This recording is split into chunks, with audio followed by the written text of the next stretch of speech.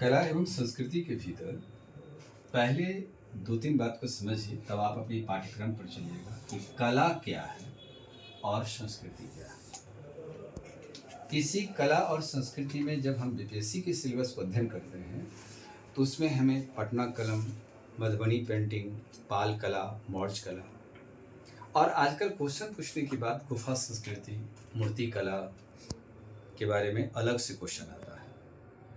इस चीज़ के लिए अध्ययन करने के लिए जहाँ प्राचीन भारत की हमारी भारतीय संस्कृति की विशेषता थी, उस विशेषताओं को भी ध्यान में रखना जरूरी होगा जो पैटर्न बता रहा है। तो थोड़ा सा परिवेश के हिसाब से बदलने का प्रयास किया जाए। तो यहाँ देखिए, कला, कला किसको कहते हैं? कला में आता है जहाँ भावना, संवेदना, विचार, जो अभिव्यक्ति का माध्यम हम जिस रूप में करते हैं, भाव-भंगिमा से करते हैं, प्रदर्शन करते हैं, गीत गाते हैं, नाट्य रूप देते हैं, तो ये चीज कला है। कलाकार का जीवन उस कला में जब अपने आप को रोल अदा करता है तो उसी के अनुकूल आपको पाना होता है। तो कला में भावना, संवेदना, विचार की अभिव्यक्ति को ही हम कला कहते हैं। को ही कला कहते हैं। ये कला का डिफिनेशन हो जाता है। यदि भावना और संवेदना विचार को अलग कर दिया तो कला बचता ही नहीं है। इसलिए 3 बात इसके भीतर परिभाषा में निश्चित रूप से आना चाहिए। भावना, संवेदना, विचार की अभिव्यक्ति को ही कला कहते हैं। इसके दायरे में क्या क्या आएगा? वास्तुकला। वास्तुकला में यदि कोई बना कर चले गए, लेकिन कला की जीवंतता आज भी है। गीत संगीत हम गाते हैं, उसी राग को अनुसरण में लाया जाता है। काव्य, चित्रांकन, नृत्य, ये सब के सब कला के दायरे में आ जाते हैं। तो भावना, संवेदना, विचार की व्यक्ति को कला कहते हैं। जैसे यहाँ आप उदाहरण दे दीजिए, जैसे के भीतर भी यह इसकी पहचान देता है। कला 2 प्रकार का होता है। एक आता है उपयोगी कला, दूसरा आता है ललित कला। उपयोगी कला को हम शिल्प कला के नाम से भी जानते हैं। ये दोनों कला एक ही नाम है, उपयोगी कला, शिल्प कला। अब इसके भीतर में क्या क्या चीज आ सकता है? वस्त्राभूषण, वस्त्र पर ही हम एक आभूषण का चित्र बना देते हैं, तो चित्र बनाने वाली कलाकारों पर डिपेंड करता है। वस्त्राभूषण, निवास या आवास, हस्तशिल्प, जो हाथों से जो चीज हम बनाते हैं, ये निर्माण कार्य हो रहा है। ये निर्माण कार्य ये उपयोगी कला के दायरे में आ जाते हैं। दूसरा है ललित कला।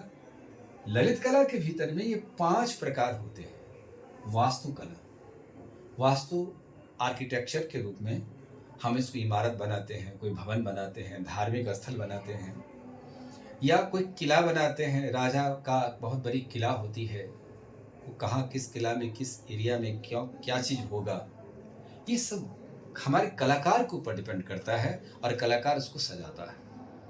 कलाकार एक साधक होता है जो किसी वस्तु को उपयोगी दृष्टिकोण से लंबे समय तक उसका एक प्रयोजनार्थ बनाने का, संदेश देने का काम करता है। ये हमारी वास्तुकला है, इसको हम कला कहते हैं। ये ललित कला है, ताकि उस चीज़ को, दृश्य को देखकर बहुत आदमी नाच करने लगता है। कवि गुजरते हैं तो वहाँ पर अपनी रचना करने लगते हैं। तो ये कला है जहाँ पड़ाव डालता है, जीवन में कुछ सीखने का अनुभव देता है। चित्रकला में हम किसी प्राकृतिक दृश्य को बनाते हैं, प्रकृति के भीतर आंगन में जो भी जीव निवास कर रहे हैं उसका चित्र बनाते हैं। जैसे मानव, पशु, पक्षी, जो भी चित्र आपके सामने से गुजर रहा है वो प्रकृति के दृश्य में आएगा।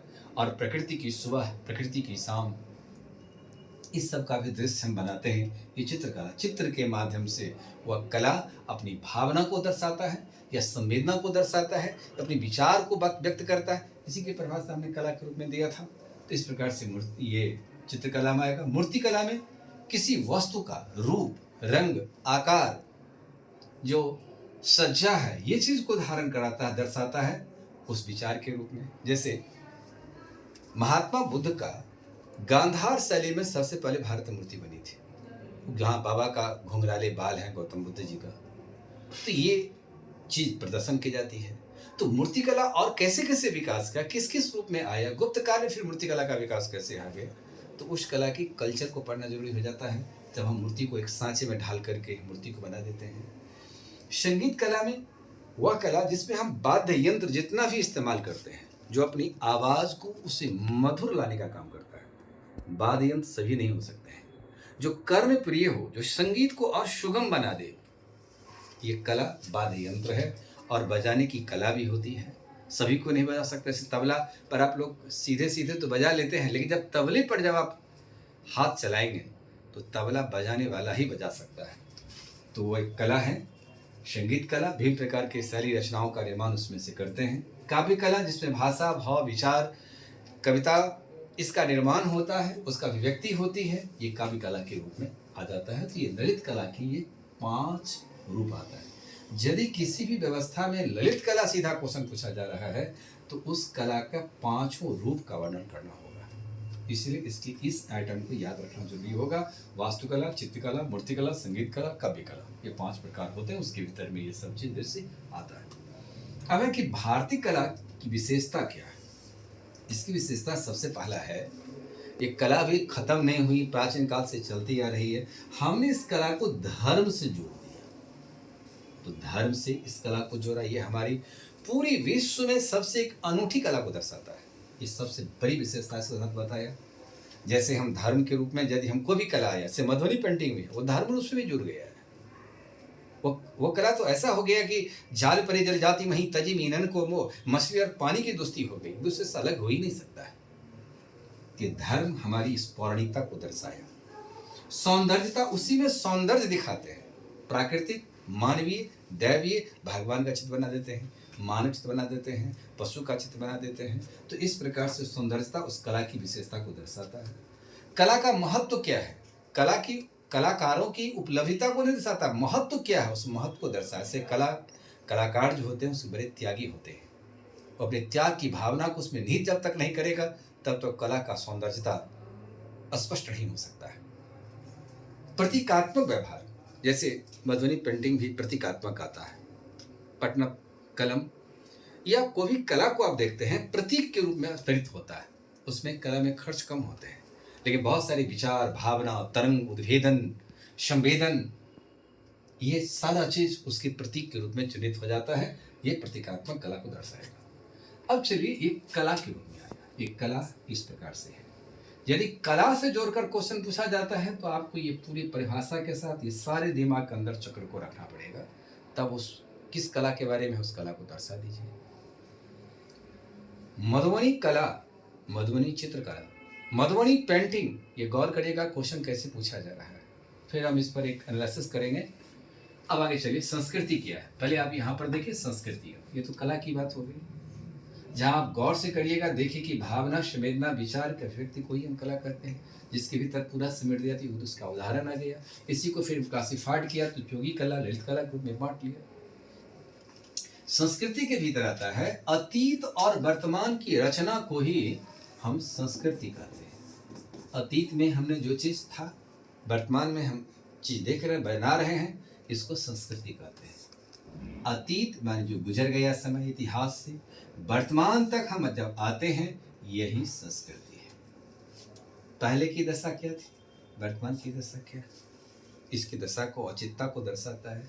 इसकी विशेषता क्या है कि इस नंबर 1 विशेषता, इससे हम सीखते हैं या हम प्राप्त करते हैं। और प्राप्त करके मैं दूसरी विशेषता में बताया, पीढ़ी दर पीढ़ी हम एक दूसरे से प्राप्त कर रहे हैं। पहले की पीढ़ी ग्रहण किया, दूसरा पीढ़ी, तीसरा पीढ़ी, आगामी आने वाली पीढ़ियां ग्रहण करेगी, ये संस्कृति आ गई। दूसरा आ जाता है विचार एवं परंपरा। ये संस्कृति को विचार और परंपरा से ढाला जाता है। उस समय की संस्कृति की क्या सोच थी, लोगों की क्या सोच थी, उसके विचार को दर्शा रहा है। नैतिकता, मॉरलिटी, और प्रैक्टिकल में हम उसको क्या इस्तेमाल कर रहे हैं, ये प्रैक्टिकल, नैतिकता और व्यावहारिकता दोनों का प्रतिमान होता है संस्कृति। यदि ये नैतिकता और प्राकृतिकता जो मैंने आपको बताया यहाँ पर विशेषता को, इसमें सारी विशेषता को यदि हम खत्म कर देते तो संस्कृत कुछ बचता ही नहीं है। इसीलिए किसी देशों की संस्कृति नष्ट हो गई, इसका मूल कारण यह है वह पीढ़ियां आगे नहीं स्वीकार कर पाई, वह सीखने की क्षमता को छोड़ दिया। या विचार और परंपरा के महत्व को स्थान नहीं दिया। नया सभ्यता में आकर के नई व्यवस्थाओं को सीख तो लिया, लेकिन संस्कृति की परंपरा को त्याग दिया। वह संस्कृति नष्ट हो गई। इसलिए इस आधार पर अब हम भारतीय संस्कृति की विशेषता को जो देखते हैं, प्राचीनता है। ये प्राचीन काल से ही हमारी संस्कृति चलती आ रही है, जिसको हम परंपरा के रूप में स्वीकार किया, पीढ़ी दर पीढ़ी स्वीकार किया, अपने विचार व्यक्ति का माध्यम बनाया, कला संस्कृति के माध्यम से स्पष्ट किया उसको। इस वजह से भीमबेटका, हड़प्पा संस्कृति, ये हमारी प्राचीनता को दर्शाता है, जो अतीत से वर्तमान तक लाता है। से बहुत कुछ सीखते हैं, और सीखना ही हमारी संस्कृति की पहली विशेषता हो गई। दूसरा, निरंतरता, कंटिन्यूटी हमारी इस बात का है कि इसमें बहुत सारे भारत पर आए आक्रमणकारियों ने आक्रमण किया। तुर्क आए, अफगान आए, लुटेरों की दल तैयार होती चली गई, मुगल आ गए, फिर अंग्रेज आ गए, फिर ये भारतीय संस्कृति आज जिंदा है, जिसको अभी आप लोग देखे होंगे 2025 का जो हमारा प्रयागराज का जो कुंभ स्नान था, 68 करोड़ लोग दर्शन किया। ऐसा ऐसा कभी दिन होता था कि विश्व में ऐसा कोई देश नहीं जिस देश की, कितने देश की तो आबादी से अधिक हमारे प्रयागराज में आबादी हो गई। बड़े बड़े शहर, बीजिंग, दिल्ली से भी बड़े बड़े शहर, टोक्यो से भी बड़े शहर के रूप में हमारे प्रयागराज आ गए। ये हमारी सनातन संस्कृति की विशेषता को बताया, और सनातन संस्कृति अपनी निरंतरता को आज ही बरकरार रखी है। ये जड़ कितनी गहरी है, इसमें कितनी झटका आया, फिर भी खत्म नहीं हुआ। मिस्र, यूनान, इसके समकालीन जो संस्कृति थी वो नष्ट हो गई, लेकिन भारत की संस्कृति आज भी जिंदा है। सहिष्णुता इस प्रकार की है, इसमें सहनशीलता है, सहन करने की क्षमता है। यही सहनशीलता उसको आगे भी परंपरा के रूप में विकसित करने के लिए सीख दिखाती है। ग्रहणशीलता, हम बहुत सारे संस्कृति के नज़दीक आए, हमारे देश में भी संस्कृति आई, उसकी विशेषता को हम स्वीकार कर लिया, और स्वीकार करने का अपनी संस्कृति को हमने ग्रहण कर लिया। जैसे भारतीय नारी में जो साड़ी पहनने की परंपरा है, ये हमारे भारत में महिला साड़ी पहले नहीं पहनती थी, लेकिन मगध साम्राज्य के इतिहास में आपने पढ़ा होगा कि जब यूनान से एक महिला आती है हेलन, और वो हेलन साड़ी पहन के आई थी। भारतीय महिला ने हेलन को देखकर स्तब्ध हो गई और उस कला को अपने में सीख लिया। आज भारत की नारी साड़ी पहनती है, विदेश की महिला छोड़ दिया। विशेषता किसी की ग्रहण करके हम अपने आप उस महिला को भी अपनी रूपरेखा में तब बेहतर दिखती है जब वो साड़ी में होती है। ये भारतीय वस्त्र का लिहाज की परंपरा बन गया। तो यह हमारी ग्रहणशीलता की क्षमता है, ये हमारी सहनशीलता का प्रतीक है। अनेकता में एकता हो गया कि हर भारत के भीतर में देखिए कि ये जो यहाँ देखिए, ये हिमालय है यहाँ, और ये सागर है। हिमालय से सागर तक इस भूगोल की ये संस्कृति ने रक्षा किया है, एक पहचान दिया है, और पहचान देने के बाद इस रूप में हमारी एक संस्कृति में भाषा, धर्म, लिंग, सब कुछ में हम अलग अलग हैं। भारत का जो ज्योग्राफी है एक महादेशीय ज्योग्राफी है, लेकिन फिर भी भारत में एकता शब्द पर बल दिया गया। भारतीय संविधान भी एकता की बात किया। जब एकता हमारी कमजोर हो जाएगी तो हम गुलाम हो जाएंगे। हमारी संस्कृति की निरंतरता यह संदेश देती है, अपनी इस एकता को बरकरार रखें, ताकि हमारी भारत की जो श्रृंगार है, यह संस्कृति, इसको बना कर रखें। इसलिए एकता बना के रखना है, ये भारतीय संविधान की हमारी विशेषता भी है। अनेकता में एकता, जिसका राष्ट्र ध्वज ही 3 कलर में है और वो एकता का प्रतीक दे रहा है, तो यही हमारा तिरंगा मेरी शान बान आन होती है। ये मेरी संस्कृति की पहचान है। इसलिए अपनी स्वतंत्रता को हरगिज मिटा सकते नहीं, इस स्वतंत्रता को मिटाना भी नहीं है, क्योंकि मेरी संस्कृति ऐसी ताकत देती है। आध्यात्मिकता और भौतिकता का, दोनों का यह मिश्रण है। जैसे भारतीय दर्शन के 4 पुरुषार्थ की चर्चा की गई, अर्थ, धर्म, कर्म, मोक्ष। अर्थ, धर्म, कर्म, मोक्ष, भारतीय जीवन के दर्शन के 4 पुरुषार्थ होते हैं। अर्थ और कर्म हमारी भौतिकता को सिखाता है, तो भौतिक बात है। शेष जो हमारी अर्थ और धर्म, कर्म है, तो ये जो हमारी आध्यात्मिकता के दोनों गुणों को मिला करके हमारे जीवन के पुरुषार्थ के लक्षण को दर्शाता है। ये हमारी संस्कृति है, और इस संस्कृति के अनुसार जब तक हम जिंदा रहते हैं, अपनी भारतीयता को बना कर रखते हैं, भारत अनेकता में एकता बनी रहेगी, क्योंकि हमारे पास ग्रहणशीलता है जो वर्ल्ड में किसी भी संस्कृति के पास ऐसी नहीं है। इसलिए भारतीय संस्कृति आदिकाल से भी चलता आ रहा है। इसलिए संस्कृति की परिभाषा में ही दिया, अतीत और वर्तमान की रचना को ही हम संस्कृति कहते हैं, और इसी भारतीय संस्कृति की विशेषता की एक पहचान को आधार बनाता है। यह संस्कृति है। इस संस्कृति को पीढ़ियां दर पीढ़ियां संभाल कर रखें, विचार व्यक्ति का माध्यम बनता रहेगा। एक चित्र बना करके बहुत सारे विचार को हम संकल्पना दे सकते हैं, बहुत सारी भावनाओं को जोड़ सकते हैं, और कितने दिलों को खींच करके इतिहास के मंच पर हम वर्तमान से लेकर, अतीत से लेकर वर्तमान तक अध्ययन करने संस्कृति के अध्याय को जोड़ सकते हैं। इसलिए संस्कृति को बरकरार रखना ये मेरी मर्यादा ही नहीं है, मेरी सौंदर्यता, मेरी व्यवहारिकता, मेरी नैतिकता का भी प्रतीक है।